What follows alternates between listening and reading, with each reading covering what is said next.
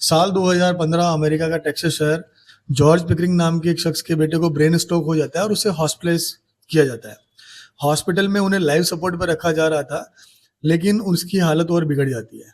Doctor George Pickering के बेटे को ब्रेन डेड घोषित कर देते हैं और जॉर्ज पिकरिंग को बोलते हैं कि हम जल्द ही लाइफ सपोर्ट हटा लेंगे।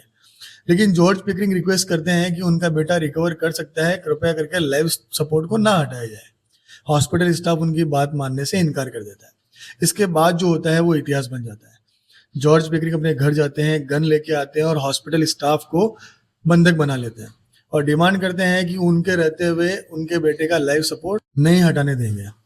इसके बाद पुलिस को सूचना दी जाती है कि एक बंदे ने गन पॉइंट पर हॉस्पिटल स्टाफ को बंधक बना लिया है। पुलिस नेगोशिएशन के लिए आती है, लेकिन जॉर्ज पिकरिंग उनकी बात मानने से इनकार कर देते हैं। बात इतनी एस्केलेट हो जाती है कि अमेरिका की स्पेशल फोर्स स्वाट जो है उसकी टीम भी वहां पहुंच जाती है और वो लोग डायरेक्ट एक्शन लेने की प्लानिंग कर रहे होते हैं। इसी बीच में जॉर्ज पिकरिंग का एक बेटा हॉस्पिटल के अंदर जाता है और जॉर्ज पिकरिंग को मनाता है और उनके हाथ से गन ले लेता है।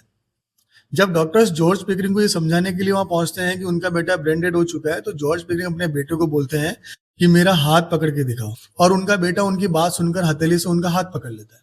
ये देखकर डॉक्टर भी अचंभित रह जाते हैं और जॉर्ज पिकरिंग बोलते हैं कि मैं यही आपको बताने की कोशिश कर रहा था कि मेरा बेटा ब्रेन डेड नहीं है, उसके अंदर अभी भी मूवमेंट है। ये कहानी दिखाती है एक बाप के हौसले को जो अपनी औलाद को बचाने के लिए अपनी आखिरी सांस तक लड़ जाता है। जिस तरह से जॉर्ज पिकरिंग ने पूरे प्रशासन और हॉस्पिटल स्टाफ के सामने खड़े होकर अपने बेटे को डिफेंड किया, अपने बेटे की जान बचाने के लिए उन्होंने अपनी जान दांव पे लगा दी। ये दिखाता है एक पिता के हौसले को जो सबके खिलाफ जाकर भी अपनी औलाद को बचाने के लिए किसी भी हद तक जा सकता है।